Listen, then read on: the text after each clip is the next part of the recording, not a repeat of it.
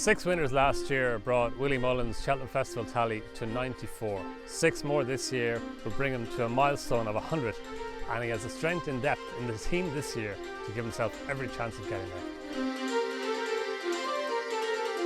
Willie, thanks a million for having us along here to Closutton. If we can reflect for a second on the Dublin Racing Festival, like 8 Grade 1s, you won every Grade 1 race at the meeting. That was an incredible performance. Was there a deep sense of satisfaction from that?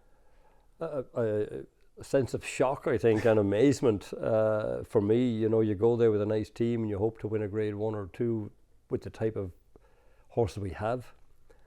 But, you know, I don't think I'd realised it as it was going on. And even when the 8th one went in, I didn't comprehend it until someone said it to me. You know, you don't expect that to happen. That's just everything coming together. You know, it was totally unexpected, and I can't believe it even. So you had nine winners in total, the Grade 2 bumper winner as well, and they were for 8 different owners, so there's a really good spread of owners as well. That's the way our yard has been operating for the last few years, that we have such a great cross-section of owners, and everyone seems to get a crack of the whip. And everyone gets on with one another. Some lovely people as owners, and it works for everyone, for the people, for the yard, for our team, jockeys, whatever, you know. It's great to have a spread like that, and I think maybe not enough is made of that probably in the media, you know. My name seems to dominate it, but we're only part of it. You know, that, you know, there's a lot of people involved. If we just take the 3 big guns from the Dublin Racing Festival, as you might call them, Fabiolo, Statement and Galopin Des Champs, like, I'm sure there was a high level of expectation from them going in, and maybe it was more relief than anything else when they won, but were you particularly happy with how they did it? Yeah, I mean, really the results we get at those festivals is relief rather than elation. It's different when you're smaller and you go up there as a 8-to-1 shot or 10-to-1 shot and you have a winner, and that's fantastic. With the type of team we have going to those festivals now, people expect you to have winners, so when you do, then it's relief. But I was very happy with Galopin, the way he galloped away from the last. Fabiolo, just his performance throughout the whole race. And Stateman, I was probably happier with Stateman at Christmas. I felt he had a race at Christmas. I'm not sure, you know, the horse that might have given him a race was Imperi Pass, but tactics were changed and he didn't really take part. He was gone from the second hurdle, you know, so he wasn't going to operate. So I felt the run of Christmas was probably his best run of his career. But maybe the time guys will tell me different, I don't know. And different track at Christmas as well, different configuration. You know, I'm happy to bring the Christmas run anywhere. Do you think Stateman is a better horse this year than he was last year? Oh, I think he's stronger, taking his races better. Yeah, I think he's a stronger individual, more mature. Whether he's good enough to take on a fully wound up Constitution Hill or not, I don't know. We've a lot of ground to make up, you know, but they're the favourite. You know, it's the one race we don't have any pressure in, so we're going to enjoy that. I think Paul thinks that he just wasn't at his best last year on Champion Hurdle for some reason. Do you subscribe to that notion as well? Paul felt that. I thought we were beaten by a better horse on the day, and that was that. Galopin Des Champs, when he won the Savills Chase after being beaten in the Punchestown Gold Cup and the John Durkin Chase on his first run this season, did you feel he had to do something like that to get back on track, or were you happy enough with it? Oh yeah, I mean, I ran him at Christmas and I didn't expect him to do what he did, but we had to change something, so chatting to Paul, he wanted to ride him different tactics, and I said, let's do it. I had sort of curtailed Paul before that because the horse was too keen. He had to learn, he had to mature and learn how to race better. He was too keen as a novice. You get away with that sort of stuff as a novice, you don't get away with it. You know, the only one I ever saw getting away with that was Dawn Run, and she was just another being. but he's learned, and Paul has. I think Paul got so much confidence in him winning the Gold Cup last year. You know, he goes there. He's very well at the moment. If he can reproduce the same run this year, you know, it's same run could be good enough. And I know he was well back in the field last year in the race. Maybe that's the way the start of the race panned out. But this year, you think you're happy to just allow him jump and run? I asked Paul to ride him like that last year. Probably wasn't his favourite job all year. And maybe he was a little bit out of position, but that happens. And but I could see Paul's body language that he wasn't going to panic, and Paul doesn't panic. That's what I like about Paul. He was sticking to his plan, and the race unfolded lovely. And I was more worried about him getting involved in the race too soon, but I wouldn't have that worry this year. Yeah, because the horse has matured so much, and you know, I think he's stronger. He's just a more mature horse this year. And maybe that's the reason why you're campaigning him like you have. Like, it's quite on Willie Mullins-esque to go to John Durkin Chase Christmas, Irish Gold Cup, Cheltenham. Yeah, but you know, the programme is there. It wasn't there before. You know, they put back the John Durkin. They gave us 2 weeks earlier or something, and I think it's better. And when they did it, you know, my attitude, well, we've been asking them to do that for years. Now we better bring the horses. You know, 100th Gold Cup. It's great to have a couple of runners in it with a chance. Is that an extra incentive to win it, given that it's the 100th one? I just take every Gold Cup as it comes. I as I said, I thought we'd never win one. We were second 6 times, and to be where we are now, fantastic. I'm not looking at it as the 100th. I'm looking at it as the next Gold Cup, and hopefully one that we'll go very close in. On El Fabiolo, do you think he's made the jump from novice to champion chaser type horse? Definitely. I'm very happy with his progress, very happy with what he did in Leopardstown. Hopefully get him to Cheltenham in good order. And then some of your novices, again, some of them were quite short in the market, so that therefore there was a high level of expectation, but they might have even surpassed that. Like Factify was very good, Ballyburn was very good as well. Look at Factify's race, 2-horse race it ended up, unfortunately, but what 2 horses? I mean, Gaelic Warrior and Factify, and they went a fair lick. When they passed the stands, Gaelic Warrior was going a good lick with Paul, and then I think Factify started to take off with Mark, and Mark pulled him out of the race as he got over the first fence down the back. And I'm wondering, they must be going so fast if Mark is pulling his fellow out. And Paul just said they were just going some pace. Then Paul fellow genuflected at the 4th or 5th last, whichever fence it was, and that seemed to turn the race on its head. Mark's horse just got the better, and Gaelic Warrior was very disappointing. But back to File, I've always thought he was an exciting horse. JP asked me last year, do you want to go to the bumper? I wanted to go to the bumper. We finished second to A Dream to Share, but I said we'd skip hurdling. He was, you know, I could see him as another Florida Pearl. He might go one better, hopefully, and win a Gold Cup someday. And was that because he was 6 going 7 this year, or because his age was a big thing, and also the horse he is, you know, he's a chaser. He looks a chaser. He is a chaser. If it didn't work out, we can always go back hurdling, but it has worked out, and hopefully it'll keep working out. Another couple of runs. I think you've all, like, even in the early part of the season, or even last season, you always kind of seem to hold him in very high regard. Oh yeah, from the first day he came in the yard. Sometimes, you know, lots of horses come and go, but he just has a presence about him, I think. Do you have any idea on what his ideal distance is? I'm not worried. I'm not worried. You can go anywhere, yeah. I think the way he jumps, he could go back to 2 miles. He's a lovely relaxed horse. he'll stay. To me, the Brown Advisory Gold Cup horse every day of the week. He could probably, he'd be very competitive in a Turners, but I'm going to campaign him. I think we're going to campaign him as a staying chaser. The Gold Cup horse in the making. Yeah. Fingers crossed.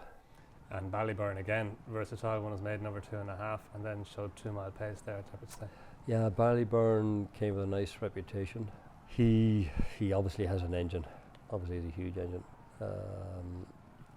Looking at him when he arrived and looking at his pedigree, and I'm thinking, yeah, he's the Bearing Bingham horse. And then looking at his performance, you say, right, he's a Supreme Novice horse, So his method of racing would lead you to think that possibly the Supreme Novice would suit him. But I wouldn't rule anything out with him. He's a horse with nice ability. Dancing City, did he surprise you with how well he won the Nathaniel Lacey race? I loved Dancing City when I bought him, and he's just been a little disappointing. The ball hasn't bounced right from, but we've gone up in trip now, 2 miles and 6, so he did it nicely. And I think going up in trip again, he'll be better again. And the confidence he got from winning the other day over 2 miles and 6 will stand to him going to the Albert Bartlett. Because he was the outsider of the whole field. Yeah. And he was only 4th best of your 4 according to the market. Yeah. I mean, he, as I said, he sort of disappointed us. And he's not flashy at home. He's got stamina and he stays. But I thought he'd be better as a novice. But he's only coming, I think, now as we go out and trip with him. He's starting to show his true mettle. Yeah. The Spring Juvenile Hurdle, that's obviously a good race in its own right. It's also a good pointer to the Triumph. You had the first 4 home in that. Yeah. Danny learned a lot about Cargesi at Christmas. She threw whatever chance she had away. So we changed a few things and it worked perfectly. Masborough missed its run at Christmas with a small little cut, its final schooling session, which was a bit annoying. But thankfully it's only a small cut and it came right, and we had him ready to partake the other day. He's a lovely horse. He's one I think people should take note of. He's a real chaser. He doesn't look like a juvenile herder at all. I don't know whether you've seen him in the parade ring, but big, strong 3 mile chaser. It'll be fine if he's a Triumph horse and a Champion Hurdle. Who knows what way they come? When you look at Faheen, I never dreamt he'd be a hurdler of his calibre, but he was. Maybe Masborough could be the same. His run was very good. I mean, I think all our horses have improved for their runs this season. I don't think he's going to be any different. He'll improve. Puts him in there with the right chance. And he made the running. Was that the plan always to make the running for one so inexperienced? Look at him. I mean, but he had that little bit of French experience, and I don't think anyone else was keen to make the running. So Mark just said, he gallops, he jumps, let him go, and I think Mark was very happy. Yeah. Horse just, I think, probably needed the race. Lots of staying novices as well. Embassy Gardens, he's looking good. He's on track as well for Cheltenham, is he? Yeah, Embassy Gardens is probably favourite for the National Hunt Chase. He gallops, jumps, loves jumping. He'd look a natural for that. So then, probably a couple of others there for it. But I think whatever gets past Embassy Gardens will have a lot of racing done at that stage. Yeah. Lossiemouth, you were, again, at the start of the season, you said you were going to leave her off for a little while because she's 4-5 and see if she can maybe finish off the season strongly. Yeah, my juveniles we did a lot of work with them second half of last season. So I just took a different approach, and we'll see how well it works. It worked well enough the other day. We'll go for the Mayor's Hurdle. I can't see her going for the Champion Hurdle unless something untoward happened. These things do happen, but she'll be left in the Champion Hurdle, I imagine. She's obviously a very exciting prospect. But usually 5-year-olds don't win the Champion Hurdle. I find they're just not strong enough. Statistically, they don't. Lots of people say very few 5-year-olds run in it, but I think all the 5-year-olds that matter ever run in it, and they get beaten. The other ones hadn't a chance in the first place. So I think let's run in a race we have a better chance of winning, and that's what we're doing. And it all being well, then she can have her crack next year, but it's all about this year. And if you've never had a winner in Cheltenham and you want one, you go with the race you've the best chance in. Very few fellas crack open bottle of champagne being fourth in the Champion Hurdle thinking, oh well, I could have won the mares. You know, it's a no-brainer in my book, and I think Rich feels the same. You know, it's a tough place to have a winner, tough place to go there with a chance. Take your chance, and we think her best chance at this point in time is the mares hurdle. And she was very impressive the last day. Do you think, like, given that it's her seasonal debut, she'll come forward from that even? As I said, you know, we hope that those first run horses will improve as we go into the spring. About an hour earlier, Ashrow Diamond won at Doncaster with Gala Marceau chasing her home. It just shows the benefit of a year. What Ashrow Diamond, the amount she improved in the meantime. I didn't think she'd beat Gala Marceau on the day. Gala's first run now. Ashrow had the benefit of her run. And Danny thought that Gala was very keen as well, probably didn't help herself. But Ashrow puts herself in the picture now. And Gala Marceau as well, because that was she won the Prix Alain de Brie, didn't she, in France? That's right, that's the French version of the Triumph Hurdle. And she was very good doing that. So she's a filly that will improve as well, you know. So maybe Lossiemouth mightn't have it all her own way. On last year's Cheltenham Festival, Willie, you had 6 winners, finishing off with Galopin Des Champs. Like, did you get a big kick out of any one of those in particular, or was it just great to come home with 6 winners? Galopin Des Champs winning the Gold Cup, fabulous. Fabiolo winning, Impere Pass winning. You know, they were all very good in their own right. Very happy. You know, I imagine the bookmakers probably had us down for a lot more winners, but you don't get given races in Cheltenham, and I find every year I go over there and you watch the first 2 races and you think, holy Christ, I've forgotten how hard it was. Never mind to have a winner, but to be in the position you want to be in, jumping the first fence or first hurdle or the second or third hurdle or fence, you just don't get that position, because every jockey in that race is fighting for that position, and just getting to the first and second hurdle is a race in itself, and you've got to have a horse good enough to take the position, then hold it, and then race again after that. It's just so tough over there, so it is, and you've just got to be at the races and do it. If you're not able to do it, you're not good enough, and that's that. You know. And that took your tally to 94, which makes the 100 within range this year. Like that would be. Yeah, but people said last year we'd do the 100, and there we are. We came up 6 shy. You know, I don't look at it. I don't look at the 100. I don't look at it. I look at the next one. Get one on the board. Take the pressure off.